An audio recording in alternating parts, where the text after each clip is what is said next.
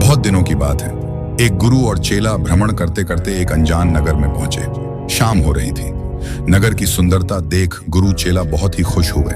दूर से नगर का नजारा बेमिसाल थी। हसीन वादियों के बीच इस प्यारे से नगर में गुरु जी ने रुकने का मन बना लिया। चारों तरफ हरियाली ही हरियाली है।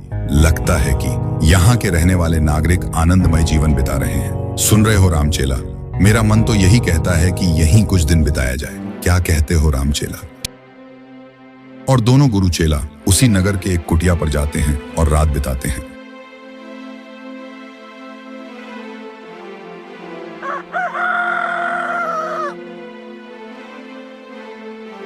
मेरे प्यारे रामचेला, अब तुझे भिक्षाटन को जाना होगा। नया नगर है, इसका ध्यान रखते हुए जो भी मुद्राएं प्राप्त होगा उसी से भोजन का सामग्री लेते आना। जाओ, अब तुझे जाना चाहिए।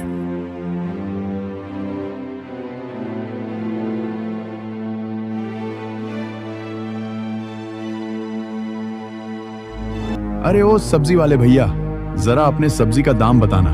ये आलू प्याज भाजी कितने टका शेर है?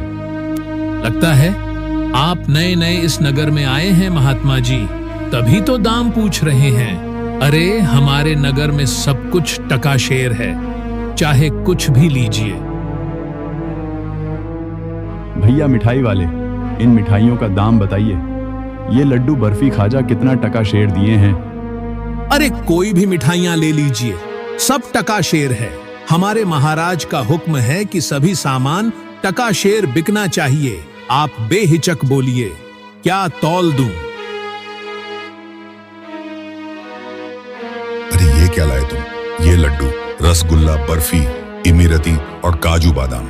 मैं तो तुझे भोजन बनाने की सामग्री लाने के लिए बोला था। कहां से इतना मुद्रा आया? सच सच बताओ।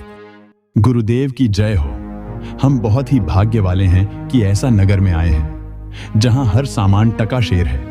यहाँ का राजा हर सामान टका शेर कर दिया है, इसलिए हम खाने का अन्न न लाकर ये स्वादिष्ट मिठाइयां लेते आया। महाराज, यहाँ आलू प्याज, सोना चांदी भाजी मिठाई सब टका शेर है।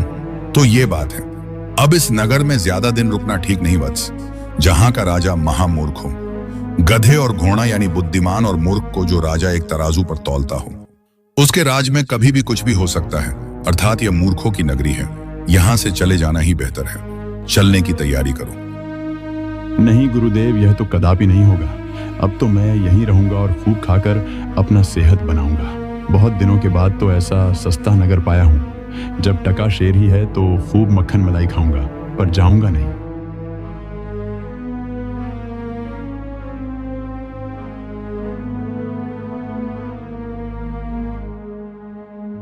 तो तुम नहीं जाओगे? गुरु की आज्ञा का अवहेलना कर रहे हो। ये अच्छी बात नहीं है। तुम बहुत पछताओगे। तुम खाने पीने के चक्कर में आने वाली मुसीबतों से बेखबर हो। ठीक है, मैं चलता हूं। कभी मेरी आवश्यकता हो तो बेझिझक याद करना।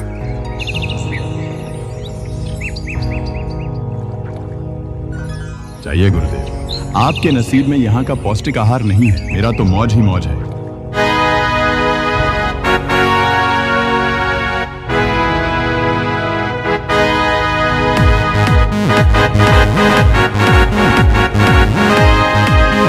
महाराज की जय जयकार हो। यह मंगरू किसान है महाराज, आपके दरबार में इंसाफ मांगने आया है। इसकी शिकायत है कि इसकी बकरी मोटू सेठ के दीवार तले दब के मर गई।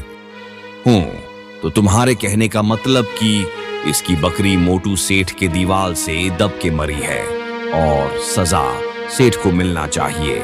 मंगरू, साफ साफ बताओ कैसे क्या हुआ? दुहाई सरकार, मेरी बकरी 4 बच्चों की मां थी जो बेमौत मारी गई। यह सारा कसूर सेठ का है, क्योंकि उसी का दीवाल गिरा, बकरी मर गई। अब उसके बच्चे किसके सहारे जिएंगे? मुझे इंसाफ चाहिए महाराज, इंसाफ। इंसाफ तो तुझे जरूर मिलेगा मंगरू। सेनापति जी, मोटू सेठ को तुरंत दरबार में पेश किया जाए।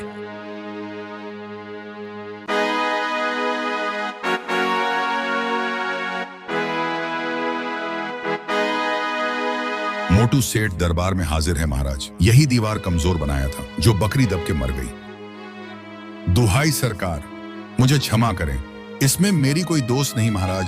मैंने तो राजमिस्त्री के कहने के अनुसार ही ईंट बालू सीमेंट सरिया गिराया था। अब कमजोर मशाला मजदूर ने ही बनाया होगा, जिसके चलते दीवार गिर गई। अब आप ही बताएं जहां पनाह, इसमें मेरी गलती कहां दिख रही है? तो तेरे कहने का मतलब है कि सारा दोष उस मजदूर का है जिसने दीवाल चुनने का मसाला तैयार किया। मोटू, तुम यहीं रुको। सेनापति जी, उस मजदूर को दरबार में पेश किया जाए।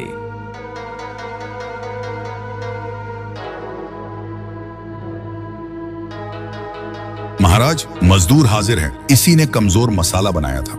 ओ, तो वह मजदूर तुम ही हो। तुझे तो सजा मिलके ही रहेगी। बताओ, तूने इतना कमजोर मसाला क्यों बनाया कि मोटू की दीवाल ही गिर गई और मंगरू की बकरी बेमौत मारी गई? तूने अपराध किया है, तुझे सजा मिलेगी। महाराज की जय हो। मुझे बख्श दें माई बाप। मिस्त्री के निर्देशानुसार ही मैंने दीवाल का मटेरियल तैयार किया था। बस दीवाल के मसाले में पानी की कमी रह गई, क्योंकि जो ही मैं मसाले में पानी डाला, लगभग आधा पानी मंगरू की बकरी ने पी गई, जिससे मसाला कमजोर बन गया। अब आप ही बताइए महाराज, कसूर किसका है? मंगरू को बकरी बांध कर रखना चाहिए कि नहीं? एकदम सही कह रहे हो मजदूर। तुझ में कोई गलती नहीं दिखाई दे रहा है। अरे तूने तो पानी अनुपात के हिसाब से ही डाला था, लेकिन मंगरू की बकरी ने आधा आधा पानी पी गई, जिससे मसाला कमजोर बना। फलस्वरूप दीवाल गिर गई। इसलिए दोषी तो मंगरू ही हुआ। इसलिए मैं मंगरू को फांसी की सजा सुनाता हूं। और मंगरू को सिपाही फांसी के लिए ले जाते हैं, लेकिन फांसी का फंदा उसके गले में ढीला हो जाता है। यह समाचार लेकर सेनापति फिर दरबार में आता है और राजा से कहता है, महाराज की जय हो। झल्लाद की बनाई हुई फांसी का फंदा मंगरू के गले में ढीला हो रहा है। ऐसे में तो मंगरू को फांसी नहीं दी जा सकती। बताइए क्या करें? अरे फांसी तो जरूर दी जाएगी, मंगरू की नहीं तो किसी और की सही, क्योंकि राजा का सुनाया गया फैसला अटल है। जाओ, कोई भी तंदुरुस्त व्यक्ति जिसके गले में फंदा फिट बैठे उसे उठा के लाओ, लेकिन फांसी आज ही होगी। और वह सिपाही भ्रमण करते करते उस रामचेला के पास जाते हैं। उसकी मोटी गर्दन देख के कहते हैं, अरे अब बस भी करो महाराज जी, कितना खाओगे? चलिए, हमारी खोज आप ही पर खत्म हो गई। राजा का हुक्म है, आपको आज ही फांसी दी जाएगी। अंतिम इच्छा बताइए। लेकिन मैंने क्या किया है? ना मैं चोर हूं, ना ही मैंने कोई अपराध किया है। आखिर किस बात के लिए मुझे फांसी दी जाएगी? लेकिन रामचेला के किसी भी बात का उत्तर दिए बिना साथ में लेकर सिपाही फांसी वाले जगह पर लेकर जाते हैं। और अंत में रामचेला गुरुदेव को याद करता है और गुरुदेव आते हैं। वह समझ जाते हैं कि शिष्य पर घोर मुसीबत आ गई है। गुरुदेव कहते हैं, आज हम बहुत खुश हैं चेले। तुम बहुत ही सौभाग्यशाली हो कि तुझे आज मृत्यु दंड दिया जा रहा है। तुम ऐसे समय में मृत्यु को प्राप्त कर रहे हो कि सीधा स्वर्ग को जाओगे। मुझे तो तुझसे जलन हो रही है। काश अगर यह शुभ अवसर हमें मिलता। अगर तुझे कोई दिक्कत हो तो यह फांसी मुझे हो जाने दो। मैं स्वर्ग जाना चाहता हूं। देखो, इनकार मत करना, मैं तेरा गुरु हूं। नहीं गुरुजी, यह तो कदापि नहीं होगा। स्वर्ग में जाने के लिए भगवान ने मुझे बुलावा भेजा है, तो मैं ही जाऊंगा। फांसी तो अब मुझे ही होगी। ऐसा शुभ समय अब कभी नहीं आएगा। तब तक महाराज का आगमन होता है और पूछते हैं, अरे ये क्या बहस हो रहा है? और ये महात्मा जी कौन हैं? फांसी में विलंब हो रहा है, मामला क्या है भाई? हे राजन, आपकी जय जयकार हो। ये मेरा शिष्य है और मैं इनका गुरुदेव हूँ। ये शिष्य बहुत ही खुशकिस्मत वाला है, तभी तो यह स्वर्ग को जा रहा है। मुझे तो इसके भाग्य से ईर्ष्या हो रही है। आपके जानकारी के लिए बता दूं कि यह बहुत ही शुभ समय है। अगर इस शुभ समय में कोई मृत्यु को प्राप्त करता है तो वह सीधे स्वर्ग को जाएगा। यह मुझे साक्षात दिख रहा है। मैं चेले से मौत की भीख मांग रहा हूं, पर यह मुकर रहा है। तो हे राजन, यह फांसी मुझे देने की कृपा करें। मैं स्वर्ग में जाना चाहता हूं। इसमें उलझने की क्या बात है? फांसी न गुरु को होगी ना चेले की होगी। ऐसी शुभ समय का लाभ कोई नहीं उठा सकता है। मैं यहाँ का राजा हूं, यहाँ मेरा आदेश चलेगा। सेनापति जी, मुझे फांसी दी जाए, क्योंकि यह शुभ अवसर मैं खोना नहीं चाहता।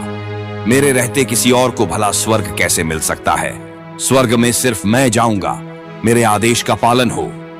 और इस प्रकार वह चौपट राजा अपनी ही मूर्खता से मारा गया। इस कहानी से यही शिक्षा मिलती है कि जिस देश का राजा मूर्ख हो, वहाँ न्याय की उम्मीद करना व्यर्थ है।